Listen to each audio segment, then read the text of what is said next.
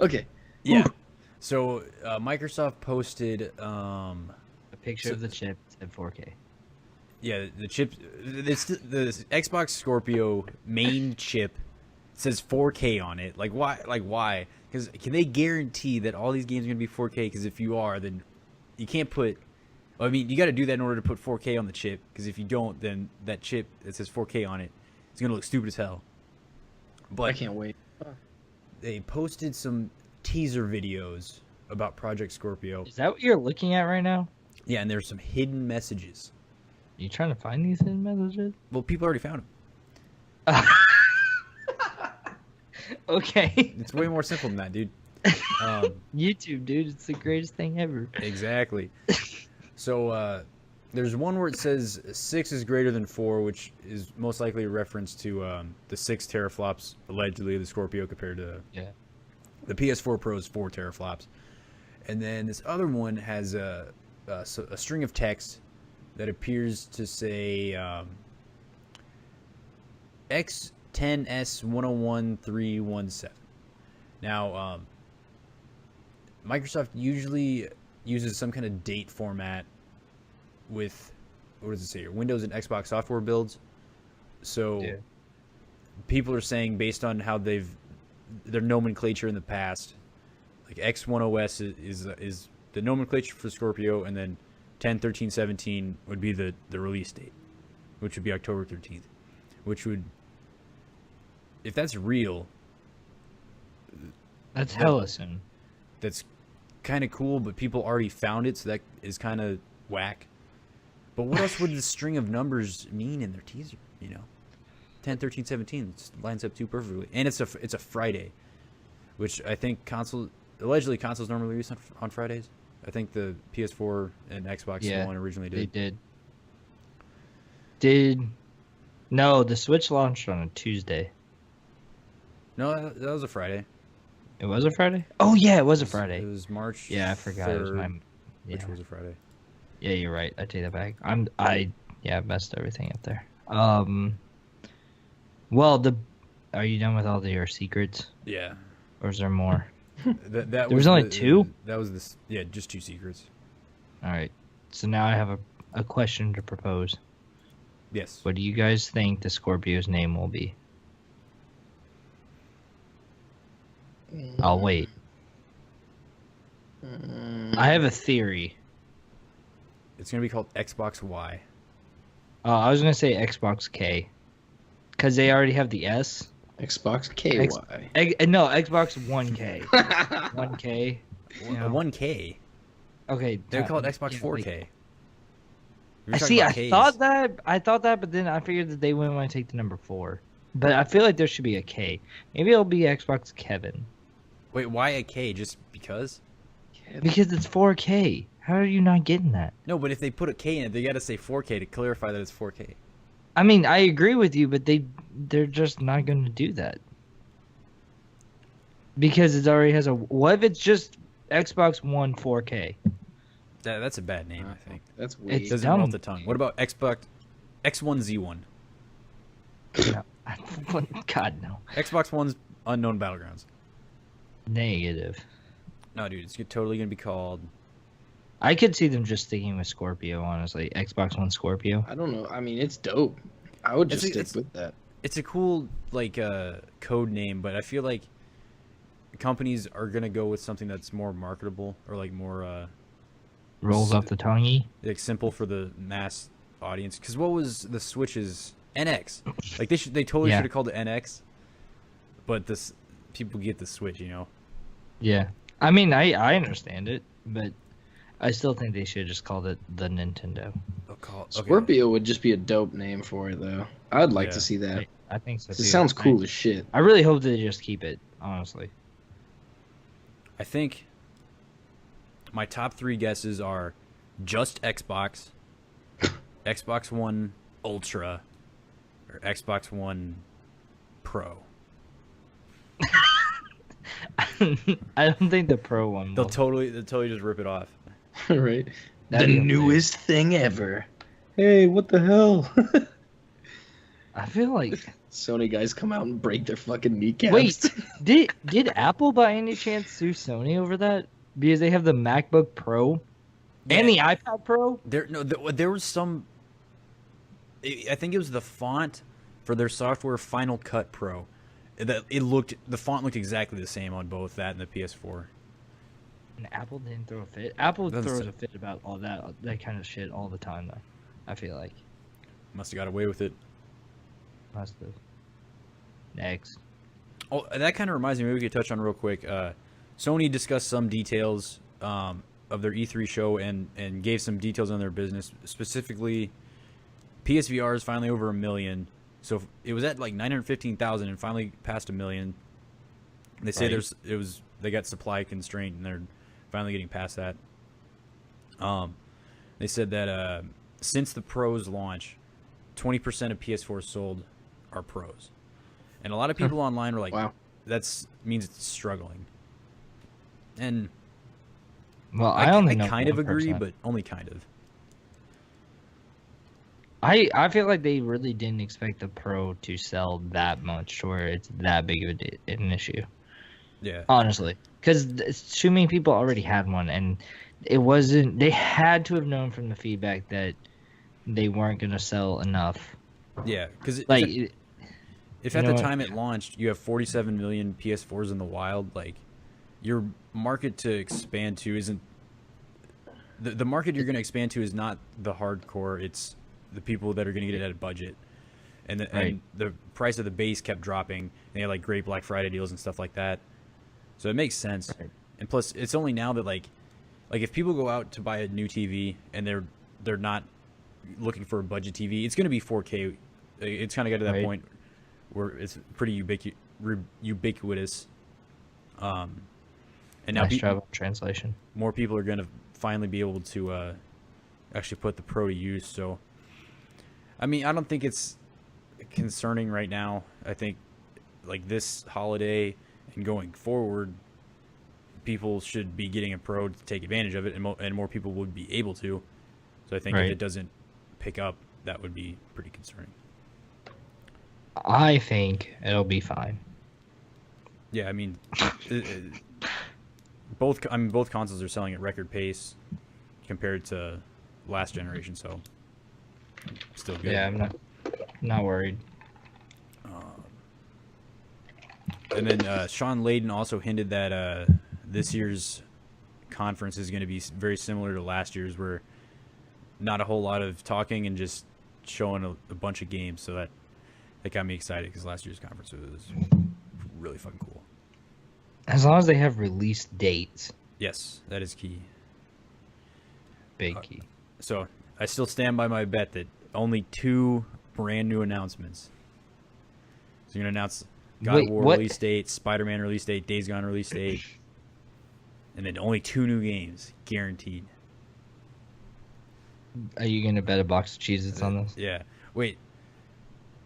Oh, did we talk about how there was some... No, not yet. Okay. Well, that's our next news topic. Go.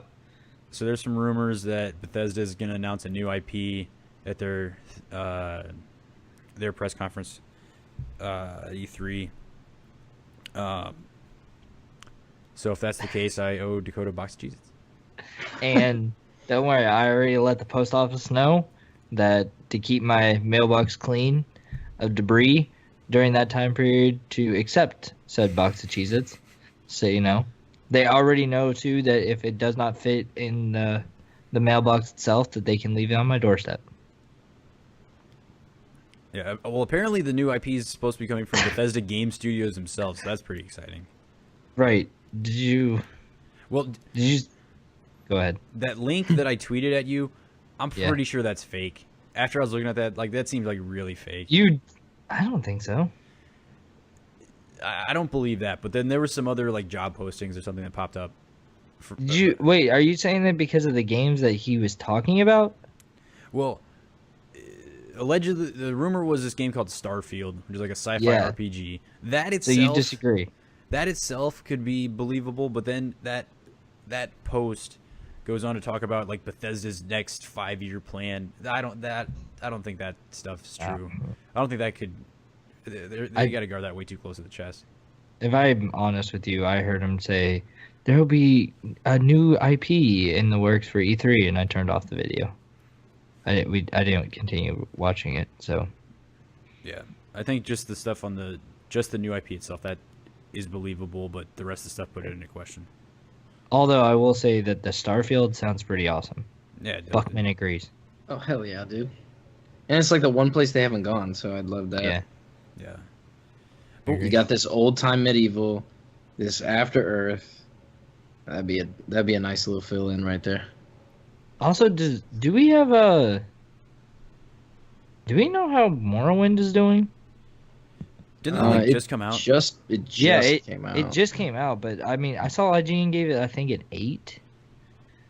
But man, if wait, keep going. Sorry. If Elder Scrolls Online still doesn't have a monthly fee, that might be worth trying out or checking out, because seeing Morrowind like brought to life now like would be amazing. Oh, that'd be wild. Right. I gotta find this.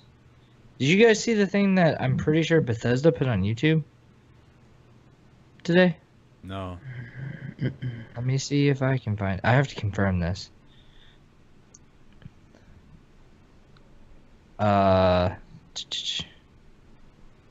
Keep going. Talk about the next thing. So Nintendo kind of detailed some aspects of their online service, which the full rollout paid service is not going to come out till 2018. Which actually, Dakota, I was listening to an old episode. You called that like 10 episodes ago. Yeah, I know. I also called the price point. Yeah, $20 a year, so solid price point. Voice chat is going to be through your cell phone, which is going to be whack as hell, but whatever. God, dude. Yeah, what a wreck. It's so. Oh my god, I don't want to talk about that. But they did talk about their sort of game subscription service, not virtual console, but I forget what was the name for it. Whatever, it's like classic game something rather. Yeah, it was like classics. I don't know, dude. It was whack. Yeah. So if you pay the $20 a year, there's like a rotating selection of classic games with online multiplayer, other added features like that. Now, that sounds pretty cool, depending on the game selection, but I still am hoping that they do a regular virtual console. I really hope they don't totally abandon that on the Switch. I don't think they will. I think that there will still be, like, this will be. I think that this will be more like Xbox's like Netflix style library, rather than a virtual console like thing. If that makes sense. I guess the key is how big is that library going to be at any given time, and how quickly are things going to move in and out. That really makes all the difference. Right. Classic game selection. It doesn't really have a name, I guess. It just says classic game selection. Yeah, that's all it really is. Generic name, but it literally says underneath project name subject to change. But I also said that it would be $20 US for a 12-month membership. It's $19.99. I was 1 penny off. Womp womp. Yeah. But whatever. Anyways, though, the point is that I'm interested to see how this goes. I feel like the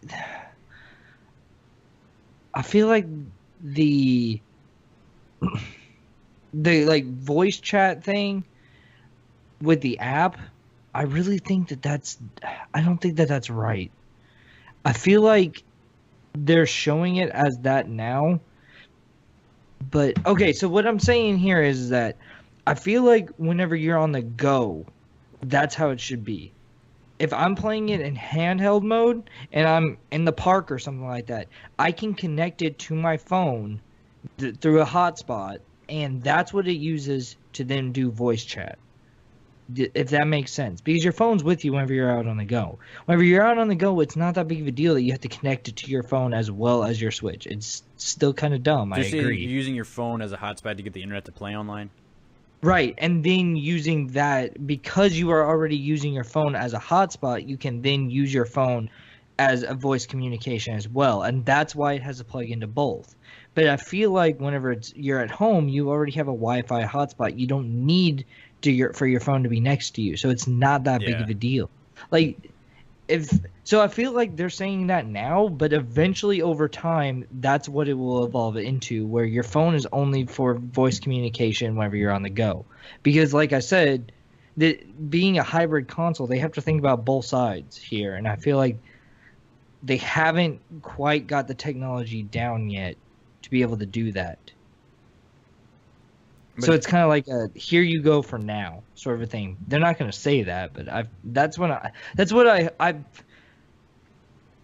probably just hoping. I'm holding on to this hope that that's what's happening, but in all reality, it's probably not. This is a console releasing in 2017. I just can't believe that it wouldn't have the capability to have voice chat through the system itself when it's plugged in your TV. You know? Right. It's crazy. It doesn't.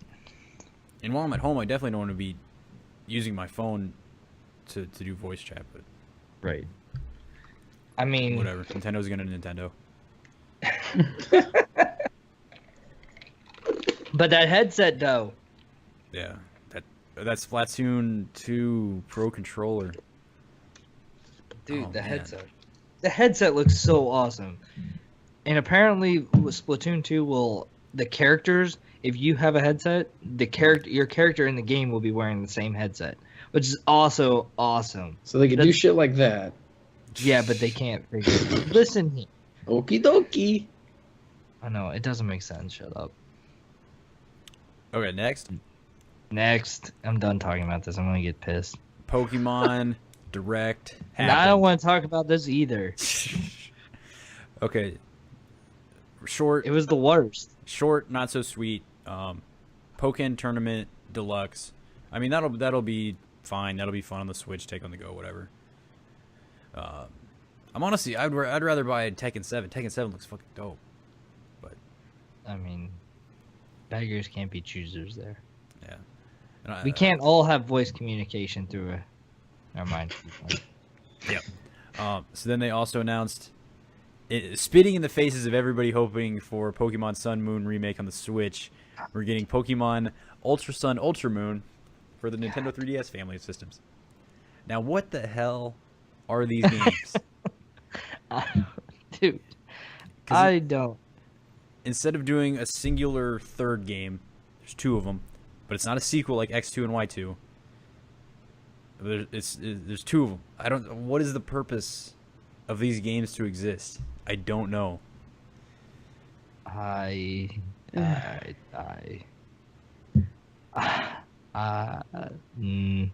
hoping that, okay, so did you watch the Direct? Yeah.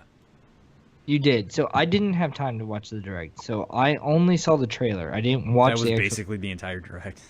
Oh, okay. So they never explain what the differences are. So that's coming in at E3.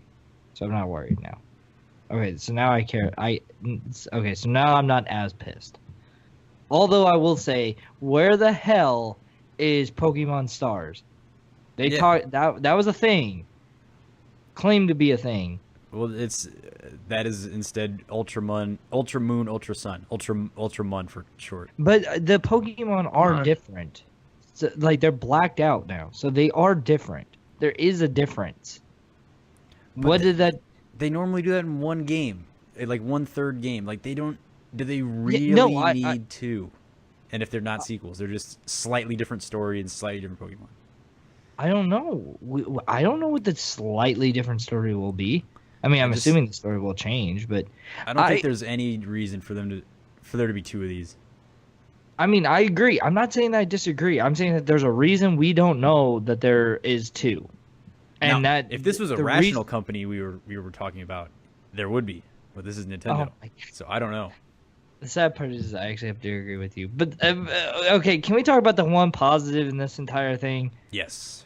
Yes, that's actually a really great positive. Pokemon Gold and Silver coming to 3DS Virtual Console, which those are my personal favorites. That'll be awesome. Really? Yeah. Actually, I love them too. I remember like waking up in the middle of the night to play it. Yeah, to catch the nighttime Pokemon. Yes. Yeah, that was the best. So I very remember excited you for would. those. Yes, dude, that was primo. Primo, huh? Yeah. Especially whenever I remember you would get all 8 badges, and then they'd be like, "Oh wait, there's this other world for you to go to." Yeah. And you're like, "What?" That was insane. Mind blowing. I literally don't know what to say now because my mind's been blown.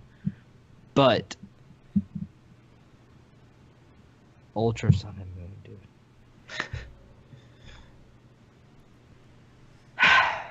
All right. Well, Next. enough of that. Enough. Is it time for that young lesser known, I guess? Oh wait, we're already done talking about everything? That's all I got on my list. Alright. Call it a day. Let's go. It's your turn for lesser known. Actually, it really should be Buckman's turn. Buckman, next week, it's your turn. Okay. Alright. But this week... So, okay, I've been seeing too many glitches in the Matrix, so I'm not even gonna try. No, intro. don't do it. It's gonna be messed up. Your intros the last couple of times have been... Well, never mind. We're just not going to talk about those. Okay, so forgotten video game that I hold dear to my heart is a little game called Rhythm Heaven, aka Rhythm Tengoku. It was released by Nintendo originally for the Game Boy Advance and the DS, and there's a Wii one, and then there's a 3DS one. So this is from the people that made WarioWare, except music-based mini games. So, taking on the spirit of your Parappa the Rappa or Gitaru Man, just those weird-ass Japanese music games. Okay. I remember back in the day, I was a huge WarioWare fan. So when the original came out for the Game Boy Advance, not translated, did not come to America, I downloaded the ROM and then tried to figure out my way through the menus and just to play it. Did you figure those out? Yeah, I played a few mini games. Oh, darn it. Pretty fun. Had no idea. I was going to say, more reason for you to learn Japanese, dude. Yeah. Translation. See, you saw this back during the GBA era. You knew it. That was your calling, man. Maybe someday. How do you feel knowing that you didn't follow your calling? You know what? That's probably why you're seeing so many glitches. Empty inside, to be honest with you. Oh God. No, but so then Rhythm Heaven did come to America on the DS as Rhythm Heaven, with the second one in the series. So I own that one. I own Rhythm Heaven Fever for the Wii, and then they recently ported the 3DS one as a download in America. So as the WarioWare series has kind of gone away, this is one of our only glimpses into that style of frantic, crazy gameplay. So if you're a fan of that, don't be afraid. Are you gonna say like how the controls are, what the game is? Well, We've only talked about the fact that it's like WarioWare-like, but I don't know anything about the controls. Yeah, so it's you use a D-pad and one button basically. So Okay. excuse me. There's one where like I think there's a guy's nose in the middle of the screen, and there's like clippers that go back and forth, and you have to clip it in time with like the music as it goes back and forth, something like that. There's shit, I don't even remember. Just weird, strange stuff. I was only asking if like you use the D-pad or if you use the AB or if you use the R and L up on top or what. Start like geez. Very simple, very minimal, just like WarioWare. All right, so just D-pad. Oh, interesting. To the music. See, I've always wanted to play those games because I love WarioWare as well, but because I suck at rhythm and musical anything, I never. It's not like you're playing Guitar Hero and expert. It's I mean, just very simple beats. And by the way, I was mistaken. It's an onion and you're like peeling an onion or something. So there's never a nose? It's not a nose. That would be gross. You really... It was some kind of large bulbous thing. And there's like a ping pong. There's like karate. You got an onion mixed with it. It's been a long time, man. And then you described it as bulbous. Yeah, you know what I mean. There's a lucha libre wrestlers and all kinds of fun stuff in this game. Check it out. Yeah. The bulbous nose. A bulbous onion. Yeah, you know, Nosian.